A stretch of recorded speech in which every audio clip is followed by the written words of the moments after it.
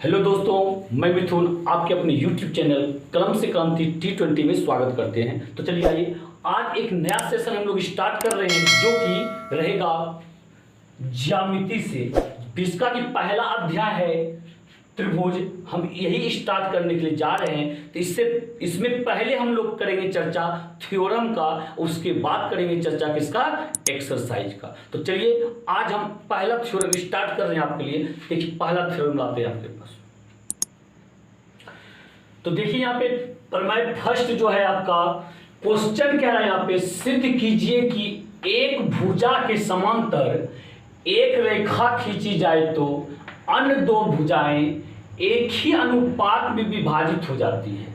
एक ही अनुपात में विभाजित हो जाती है। इसका कहने का मतलब किसी त्रिभुज में एक भुजा के समांतर दूसरी रेखा खींची जाए तो अन्य दो भुजाएं, जैसे रेखा समांतर रेखा भुजा खींचे हम, अन्य दो भुजा देखिए कुछ अनुपात विभाजित, इतना बटा इतना, इतना बटा इतना, ये दोनों क्या होना चाहिए, बराबर होना चाहिए। तो हम थोड़ा सा आपको लिए पहले लिख चुके हैं ताकि आप वीडियो तो लंबा नहीं बन पाए, तो इन चीज को हम समझा रहे हैं आपको। जैसे देखिए सबसे पहले परमाण में हम उन चीज को लिखते हैं जो कि हमारे क्वेश्चन में दिया हुआ रहता है। क्वेश्चन में देखिए दिया गया सिद्ध कीजिए कि, तो सिद्ध करना चाहिए। यहां दिया गया है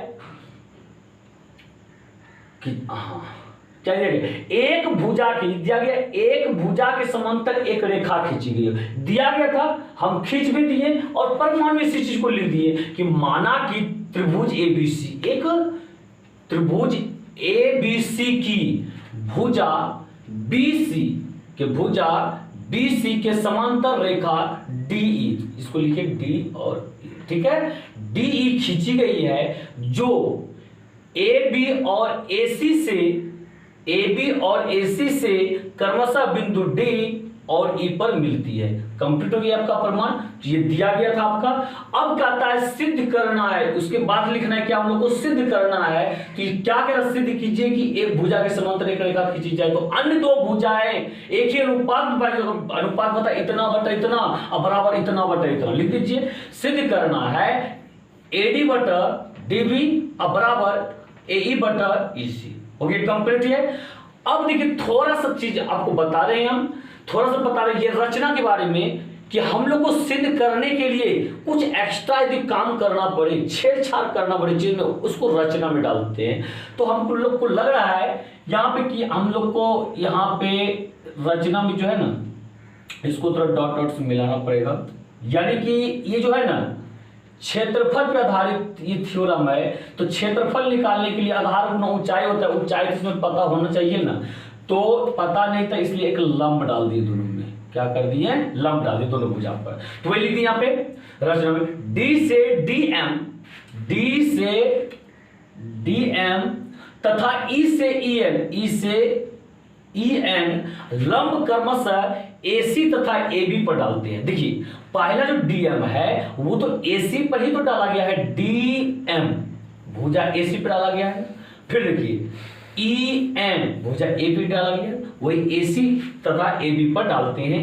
B को E से तथा C को F से मिलाते हैं।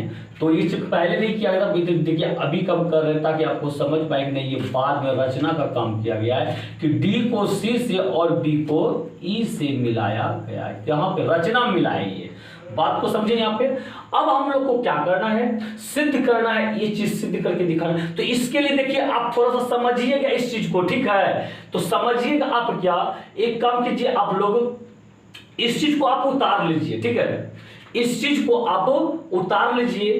तो फिर ये चूंकि ये हो जाएगा, तो इसके लिए देखिए आप क्या कीजिएगा, समझिए पहले। इधर LHS इसका देखिए AD बटा DB है, AD बटा DB, बातों को समझे। ये क्या करते हैं हम लोग, क्षेत्रफल पर आधारित है। सबसे पहले कीजिए त्रिभुज ADE में, चलिए इसका क्षेत्रफल निकालिए। यहाँ पे लिखिए क्या, और स्टार्ट जब कीजिएगा लिखिए उपपत्ति, यहाँ क्या लिखिएगा, उपपत्ति, ठीक है।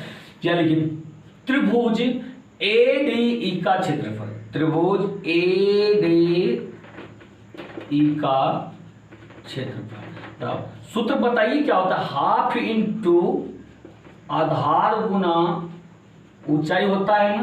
तो ये क्या हो गया, हाफ इंटू आधार। आधार इसका क्या है, आधार क्या है कि हम किसी को आधार मान सकते हैं, पर किसी को कैसे मानिएगा। आधार का मतलब हो गया क्या, आधार का मतलब हो गया जिस भुजा पे लंब डाला जाए, डाला हुआ हो उसे आधार कहते हैं। बताइए इस त्रिभुज में इधर से देख रहा है, बायां साइड से इस भुजा पर चलना, लंब कौन सा डाला गया है, NE, तो आधार कौन सा, AD होगा। AD आधार हो गया। आधार में ऊंचाई, ऊंचाई क्या होता है, आधार पर डाला गया लंब, यानी कि EN। ये हो गया कंप्लीट आपका, इस चीज समझ गए रहे ना। अब इसके बाद देखिए, इसके बाद आप क्या कीजिएगा, अब नीचे आइए कि देखिए आपको DB जो है, DB किसमें, DB इतना सा भाग है, इससे कोई ट्रायंगल बन रहा है, हाँ यहां से जाते हैं, यहां से ये बन रहा है, तो लिखिएगा यहाँ पे त्रिभुज DBC का क्षेत्रफल, ठीक है। DBC का जब क्षेत्रफल में चलिएगा तो बताइए यहाँ पे किसका, DBC का क्षेत्रफल क्या हो गया, यहाँ पे आधार कौन सा है आपका, ये DB है, आधार कौन सा है, DB, यहाँ पे हाफ इंटू DB गुना ऊंचाई। तो बात रही यहाँ पे ऊंचाई का बात, तो ये देखिए DB जो है AB का एक हिस्सा है, इस पर लंब है यहाँ पे EN, तो इसका ऊंचाई हो गया, और इसका भी ऊंचाई तो वही होगा, कौन सा होगा, EN होगा, क्योंकि उसी पर तो लंब डाला गया है। कंप्लीट। अब यहाँ पे इसलिए ये दोनों त्रिभुज के क्षेत्रफल का अनुपात कर दीजिए, इसलिए त्रिभुज ADE का क्षेत्रफल बटन त्रिभुज, हाँ तो इसका किसका है, DBC का क्षेत्रफल, ठीक है। तो चलिए इसका क्षेत्रफल आप ऊपर रखिए, देखिए यहाँ पे हाफ इंटू AD गुना EN हो गया, और बटन में ये हाफ इंटू DB गुना EN हो गया। का बात समझे आप, जब EN खत्म, हाफ हाफ खत्म ना, तो बराबर में क्या आ गया आपका, यहाँ पे AD बटा DB, यहाँ भी लिख सकते हैं, यहाँ पे लिखिए स्टेप चेंज करके, ठीक है। और त्रिभुज ADE का क्षेत्रफल बटा त्रिभुज DBC का क्षेत्रफल बराबर क्या हो गया, यहाँ पे AD बटा DB। इसको आप समीकरण फर्स्ट मान लीजिए, ठीक है। तो चलिए आप इन चीज को कॉपी में उतार कर रखिए, ये सिद्ध करना है, और इधर को उतार, चूंकि हम इधर मिटाने वाले हैं, इधर सिद्ध होगा नहीं, बात समझे। तो वीडियो को आप रोकिए और उतारिए। तो उम्मीद करते हैं आप लोग उतारे होंगे, यदि नहीं उतारे तो वीडियो को पीछे करके इसको जरूर उतार लीजिए आप, इसके बाद समझ में आएगा। तो चलिए हम इसको मिटा रहे हैं यहाँ पे।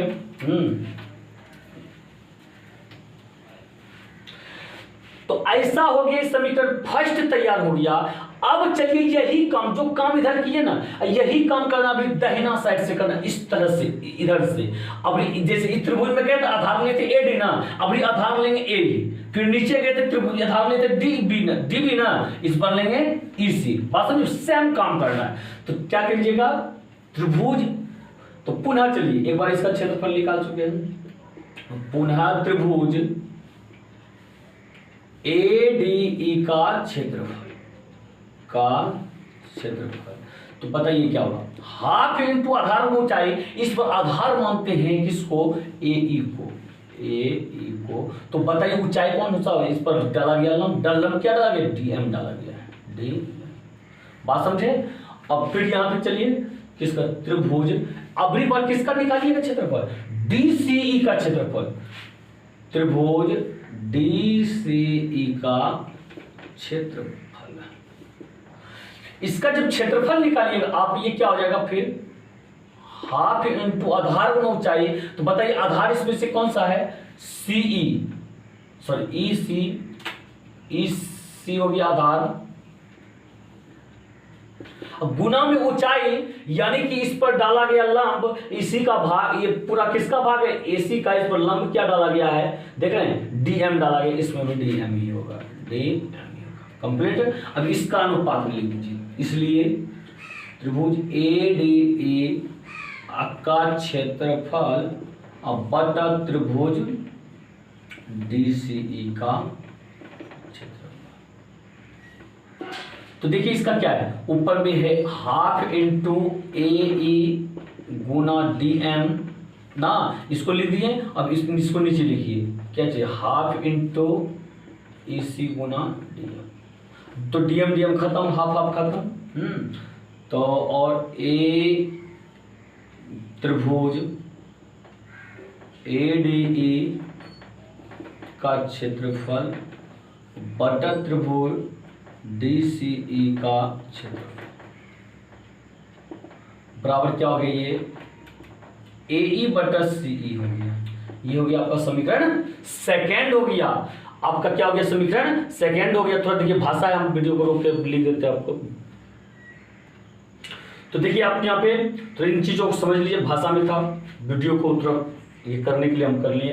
तो देखिए यहाँ पे चूंकि अब क्या दिया गया यहां तक आप समझ गए, चूंकि डी समांतर बीसी, ये तो दिया गया मेरा डी समांतर बीसी, यहां लिख भी सकते हैं आप प्रमाण से, प्रमाण ये चीज दिया गया है। तो इसलिए बताइए डी समांतर बीसी है, क्या हो जाएगा, इसलिए त्रिभुज डी बी ई का क्षेत्रफल बराबर त्रिभुज डी ई सी का क्षेत्रफल। कौन सा त्रिभुज डी बी ई कहां है, देखिए डी बी ई, इसका क्षेत्रफल बराबर त्रिभुज डी ई सी बोलिए, डी सी ई बोलिए, डी सी ई भी बोल सकते हैं आप, डी सी ई, जैसे हम लिख रखे हैं यहाँ पर डी सी हो गया का क्षेत्रफल। क्यों ऐसा, क्यों, क्योंकि ये दोनों समान आधार डी ई और एक ही जोड़ी समांतर भुजाओं डी ई और डी सी के बीच में स्थित है, के बीच में क्या है, स्थित है। इसीलिए इस दोनों का क्षेत्रफल क्या होगा, आपस में बराबर होगा। तो अब देखिए थोड़ा सा हम इधर की चीज को मिटा रहे हैं, आप वीडियो को रोक करके इसको उतार लीजिए, आते हैं फिर हम ठीक है। तो बताइए आप यहाँ पे, तो क्या कीजिएगा आप, ऐसा यदि हो गया क्या हो गया, देखिए अब फिर से समीकरण फर्स्ट और सेकंड देख पा रहे हैं। त्रिभुज यहाँ पे डी बी ई का क्षेत्रफल, त्रिभुज डी बी ई का क्षेत्रफल और त्रिभुज डी ई सी का है, डी ई सी का क्षेत्रफल, एक हम जो मिटा दिया अभी उसमें था लिखा होगा। तो इसका नीचे वाला और समीकरण फर्स्ट का नीचे वाला त्रिभुज बराबर था क्षेत्रफल, तो बताइए, और तो इसका मतलब है क्या, ऊपर वाला तो ऑलरेडी बराबर है, उसमें भी एडीई का क्षेत्रफल, उसमें भी एडीई का क्षेत्रफल था ना, तो इसका मतलब दोनों आपस में क्या होगा, बराबर होगा। इसलिए यहां पर डायरेक्ट लिखिए, इसलिए त्रिभुज, पहले समीकरण फर्स्ट का भाग देख लीजिएगा आप, समीकरण फर्स्ट में क्या उसको लिख दीजिएगा, ठीक है। त्रिभुज वहां पे होगा ए डी ई का क्षेत्रफल, अब बटन में क्या लिखे थे यहाँ पे, अब पहले जब गए थे इधर तो त्रिभुज डी बी सी का क्षेत्रफल लिखे थे ना, त्रिभुज डी बी सी का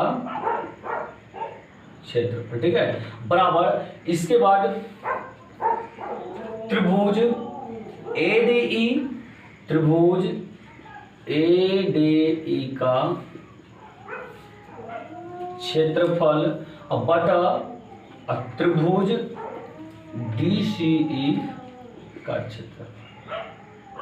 चीजों को आप समझे ना, तो यदि समझना चाहते थे एक बार फिर से समझ लीजिए आप। इससे पता चल गया हमको क्या, देखिए यहाँ पे त्रिभुज डीबीई और त्रिभुज डीईसी का क्षेत्रफल बराबर है, क्या है, बराबर है डीबीसी और त्रिभुज डीईसी का, ये दोनों क्षेत्रफल बराबर है। अरे ऊपर तुमको दिख रहा है ऑलरेडी बराबर है, इस दोनों को ऊपर का भी बराबर और नीचे का भी बराबर हो, इसका मतलब ये पूरा का पूरा आपस में क्या होगा, बराबर होगा ना, तो कोई दिक्कत है।